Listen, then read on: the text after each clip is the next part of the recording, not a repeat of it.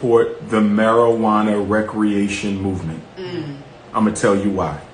We know that cigarettes and alcohol kill more people every year than marijuana and hard drugs. More people die from cigarettes and alcohol than marijuana and hard drugs. We know that. I don't have a problem with marijuana use for medicinal purposes.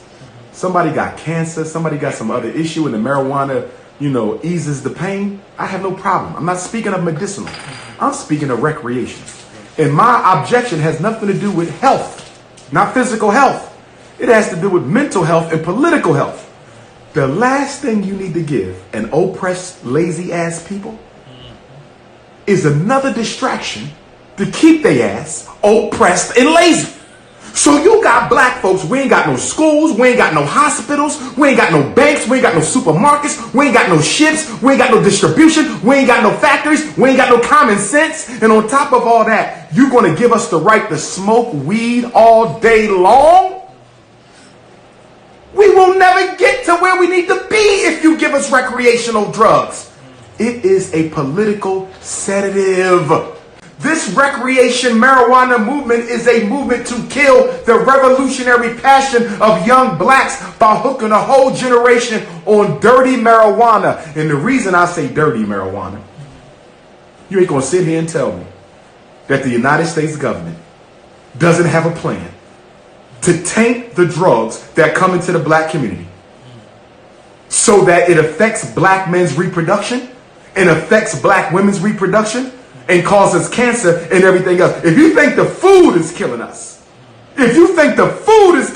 wait 20 years from now when you start seeing the aftershocks of what the marijuana going to do to us. This is part of a bigger plan that ain't got nothing to do with you being happy and high. Medication of our children is so that many parents buy into it. Oh, yeah. Lord have mercy. What could you say about that? Let me break it down. Lord have mercy. ADD, Attention Deficit Disorder, was created out of thin air by the American Psychiatric Association in 1980. Same year, the CIA dropped off crack. This diagnosis was used almost exclusively on boys. Almost exclusively at schools where they're being taught almost exclusively by white women. But guess what? There's no drug that can make you pay attention. So in 1987, they took ADD and put an H between the two D's. And it went from attention deficit disorder to attention deficit hyperactivity disorder. Why did they add the H? They added the H because there's no drug that can make you pay attention. Ritalin can't make you pay attention. Adderall can't make you pay attention. Concerta can't make you pay attention. Metadate can't make you pay attention. No drug can force you to learn about Christopher Columbus, Ellen Keller, or Anne Frank. Okay? So they said, we're going to make everybody hyper because the drugs only do one thing: disrupt natural brain activity to calm down the central nervous system. So today, if your child just don't pay attention, he ain't hyper, he just don't pay attention, he still gets labeled ADHD to justify the medication, a $30 billion industry, all of which companies are publicly traded on Wall Street. Listen, there is no mental health in America. There's no mental health. There's only mental hustling in America. They make up labels because the labels equal money and it equals stock return for their investors. Here's the question I got for white America. If drugs are bad, and you're locking up millions of black men for selling and using crack, if it ain't good for adults, I'm assuming it ain't good for children. So why is it that you will lock up a black man 5, 10, 15, 20 years for selling crack, but you will take the same crack that sent his father to prison and you will give it to his son right here in the public schools of Philadelphia and call that crack Ritalin, call that crack Adderall, call that crack Concerta, call that crack Metadate, call that crack Cycler, and give it to the boy whose daddy got locked up for selling it? but you'll give it to his son so he can sit still long enough to be miseducated by lazy-ass white teachers who don't give a damn about whether your son learns or not. That's why I titled my book, Psychoacademic Holocaust. This is an extermination. And parents are being made to buy into or being seduced. They're being seduced. I love that word. There you go. They're being seduced. Because when you go to the school about your child, they're not going to tell you that Ritalin kills the brain cells. They're not going to tell you that Metadate will mess with your son psychologically. He might start hallucinating. They're not going to tell you that these drugs mess with your organs, stunt your growth, cause tic disorder, psychosis, depression, suicidal thoughts. They're not going to tell you none of that. Well, we have some medicine for you. It has worked wonders for other boys in our school. And the mother, single, 4 kids, 3 kids. Most black kids are raised by the mother. Not because fathers are no good, but because all the fathers are in jail. And the white feminist movement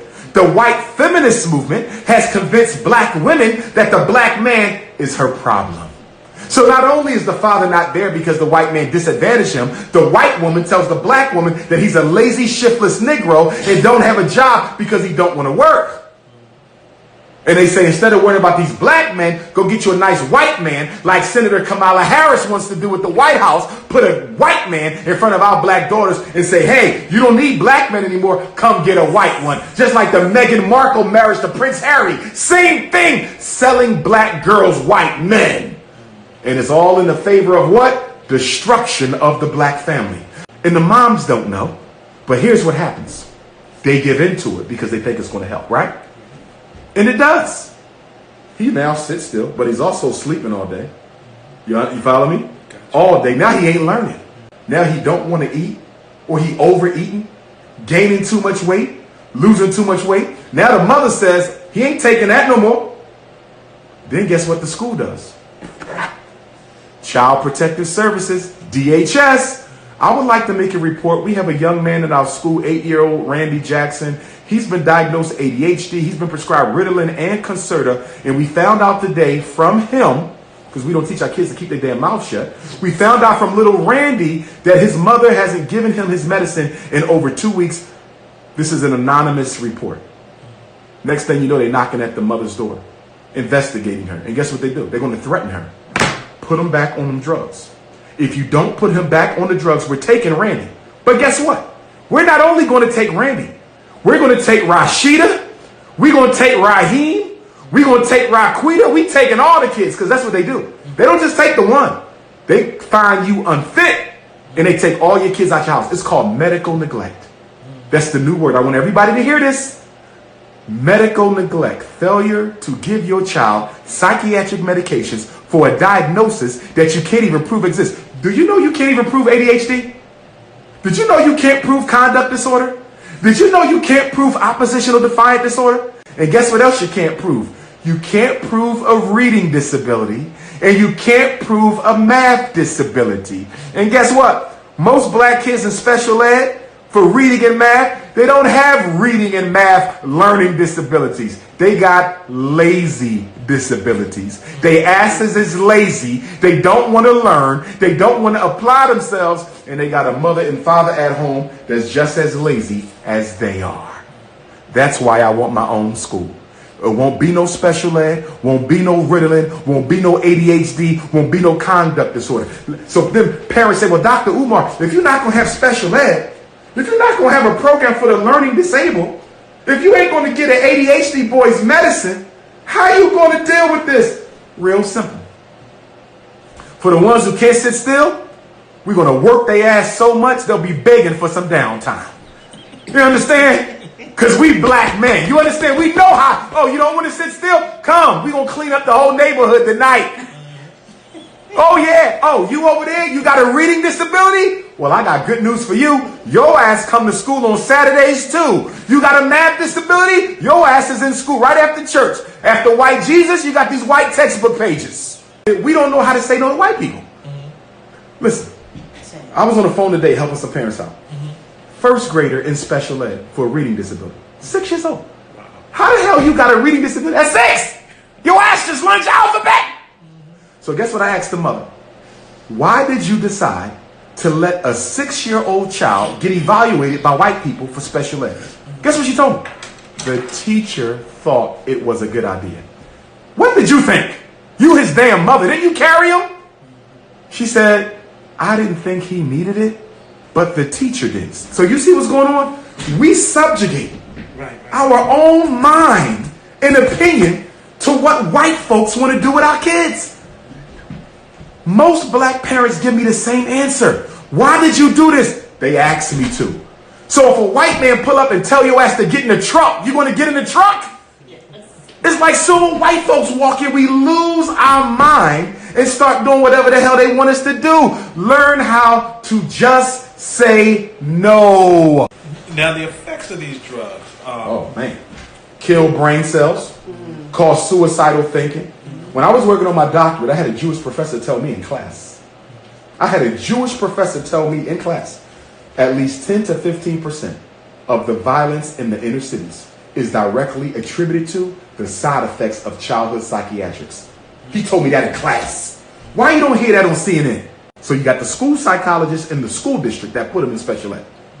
But now you got to get evaluated by the Social Security Administration psychologist to determine if you really have an impairment. And then you'll get your little $650 a month. Is that worth it though? Is $650 a month worth your son walking around for the rest of his life thinking he can't be as good as other children? And let me be clear, in my professional opinion, 20 years, I would consider myself an expert. In my professional opinion, the worst outcome or side effect of special ed isn't the special ed. It isn't the low outcomes. It's the child's self-esteem. His belief that he can't do as well as others because the adults in his life have convinced him that he has